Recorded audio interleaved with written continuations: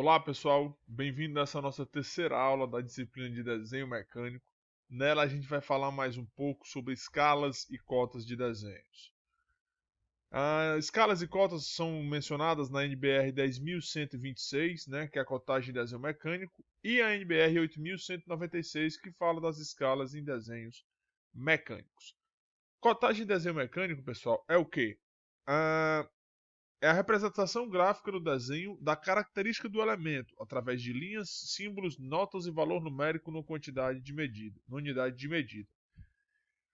As cotas elas podem ser cotas funcionais, onde elas falam essencialmente da função do objeto ou local. Cota não funcional, não essencial para o funcionamento do objeto. Cota auxiliar, dada somente como informação. A cotagem auxiliar não influi na operação de produção ou inspeção. É derivada de outros valores apresentados no desenho ou em documento e nela não se aplica tolerância. O que é que acontece? Aqui, ó, nós temos cotas funcionais que definem a função, por exemplo, desse pino, e cotas não funcionais, que são cotas não essencial para o funcionamento do objeto, que dá aqui nesse caso aqui a CNF, que seria mais ou menos esse rebaixo. E a cota auxiliar, nesse caso aqui, ela é mais para auxiliar o tamanho total desse pino. Por quê? Porque se você somar essa cota não funcional com essa cota funcional com essa cota funcional, ela é igual ao tamanho dessa cota auxiliar. Elemento. O que é um elemento? São elementos dos desenhos, elementos de desenhos, uma parte de características de um objeto, tal como a superfície plana, a superfície cilíndrica, um ressalto, um filete de rosca, uma ranhura, um contorno, etc, etc. E o produto acabado é o que? É o objeto completamente pronto para montagem ou serviço, sendo a configuração executada conforme o desenho. O produto acabado pode também ser uma etapa pronta para o posterior processamento. Toda cotagem necessária deve descrever uma peça ou um componente clara e completamente, deve ser representada diretamente no desenho. A cotagem deve ser localizada na vista ou corte que represente mais claramente o elemento. Desenhos de detalhes devem usar a mesma unidade, por exemplo, milímetros, para todas as cotas sem o emprego do símbolo. Se for necessário, para evitar mal-entendimento, o símbolo de unidade predominante para um determinado desenho deve ser incluído na legenda, onde outras unidades devem ser empregadas como parte da especificação do desenho.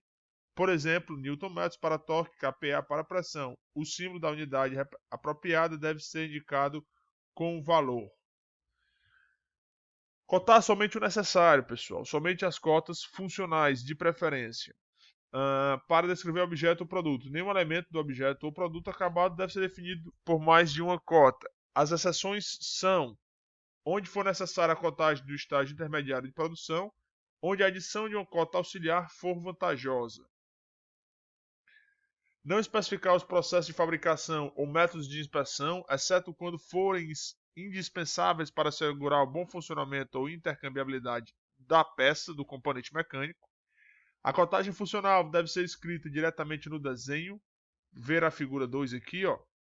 Ocasionalmente a cotagem funcional escrita indiretamente é justificada ou necessária. A figura 3 mostra o efeito da cotagem funcional escrita indiretamente, aceitável, mantendo os requisitos dimensionais estabelecidos.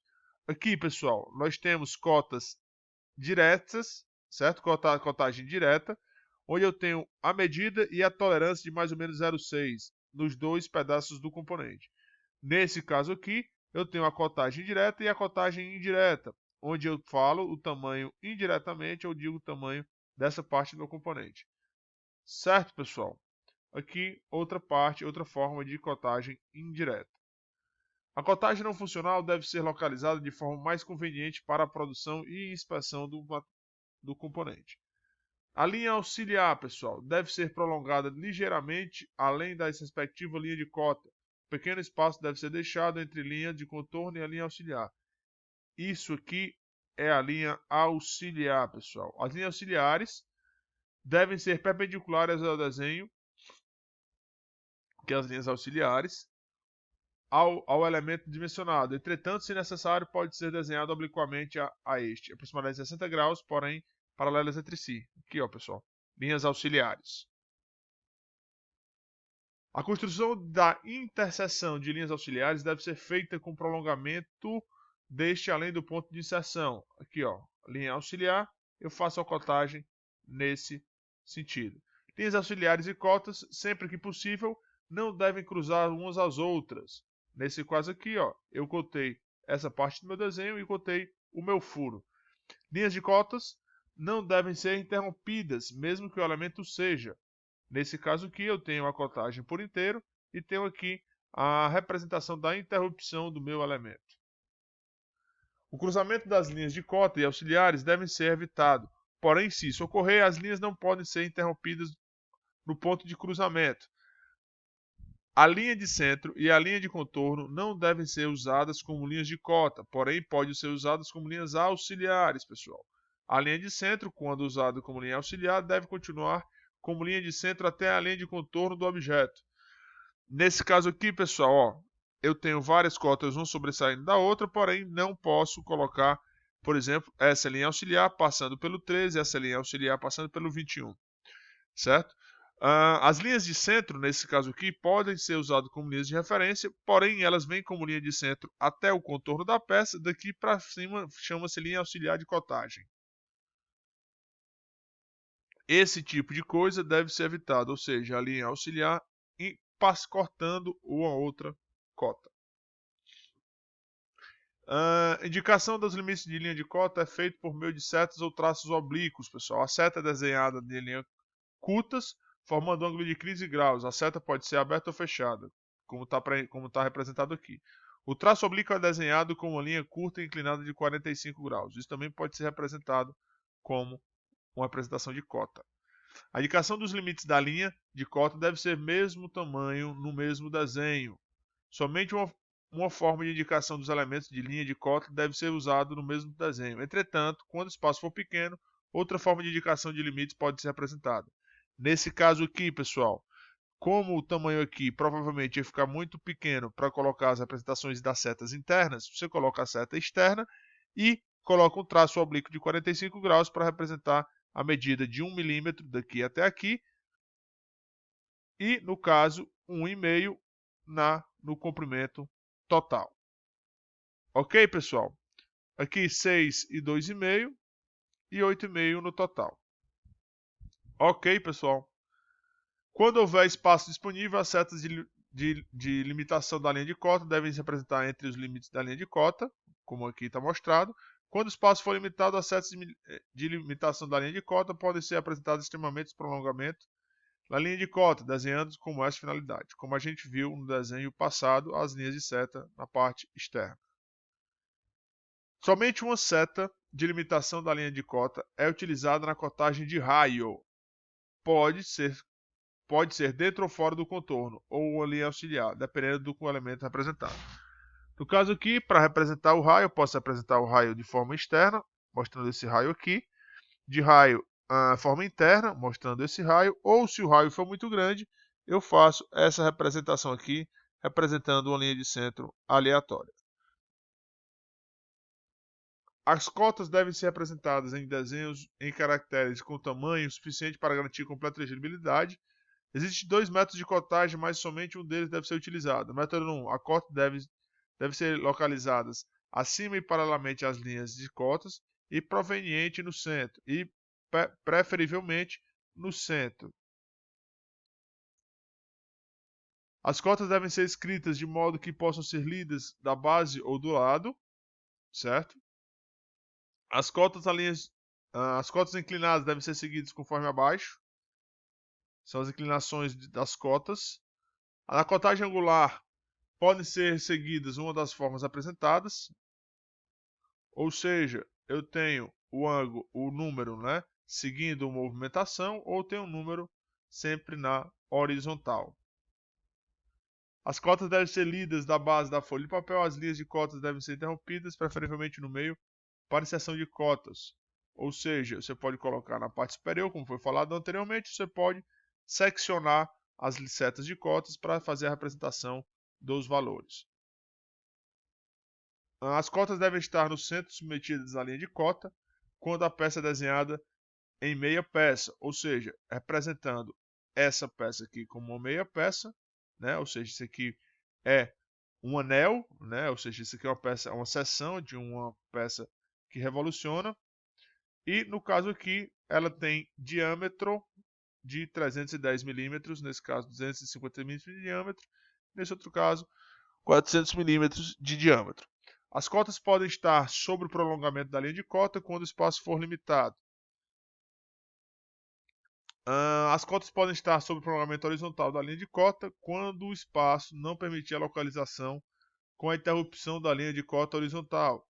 Nesse caso aqui, pessoal, e nesse caso aqui, onde eu tenho um prolongamento dessa linha auxiliar para representar os 12 milímetros. Os símbolos seguintes são usados nas cotas para mostrar a identificação, ou seja, esse símbolo é o símbolo de diâmetro, o R de raio, esse símbolo é o de quadrado, ESF com o símbolo de diâmetro é diâmetro esférico, RSF é o raio esférico. Especificação da esfera, especificação do raio e especificação da superfície quadrada.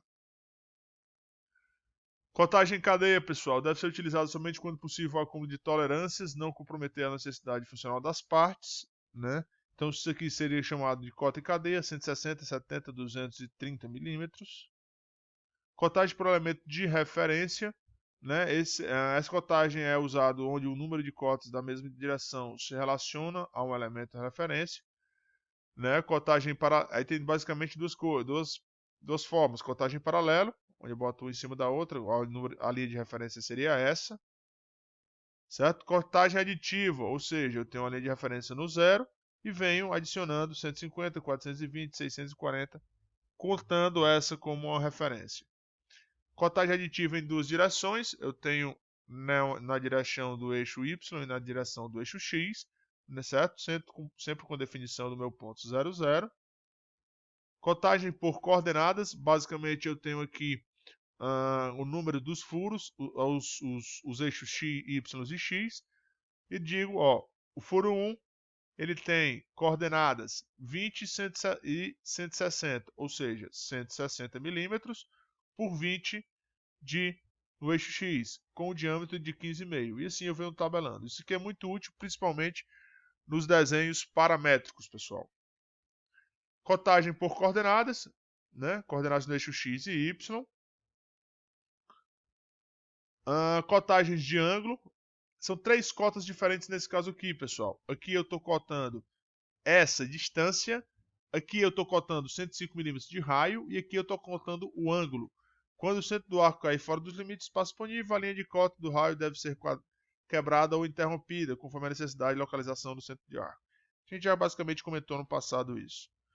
Quando o tamanho do raio for definido por outras cotas, ele deve ser indicado pela linha de cotas somente com o símbolo R. Nesse caso aqui, como eu tenho um raio definido por essa outra cota aqui, que é a distância dessa linha para essa, ou seja, o raio aqui no caso é 8 milímetros. Não precisa eu repetir o número R8. Onde os elementos foram equidistantes elementos uniformes, distribuídos, parte da especificação do desenho de cotagem pode ser simplificada, ou seja, eu boto aqui essa distância primária e falo, ó, essa cota, esses furos se distanciam, são 5 distâncias de 18 milímetros cada, com um total de 90 milímetros, que é isso tudo. Mesmo se houver interrupção, você ainda mantém essas especificações, a linha de cota não se interrompe. Equidistante angulares, na mesma linha de raciocínio, 5 vezes os 10 graus, totalizando os 50 graus. Espaçamentos dos ângulos podem ser omitidos se não causarem dúvidas e confusão. Nesse caso aqui, como são 4 furos equidistantes nas linhas de centro, eles estão distantes de 90 graus cada um deles.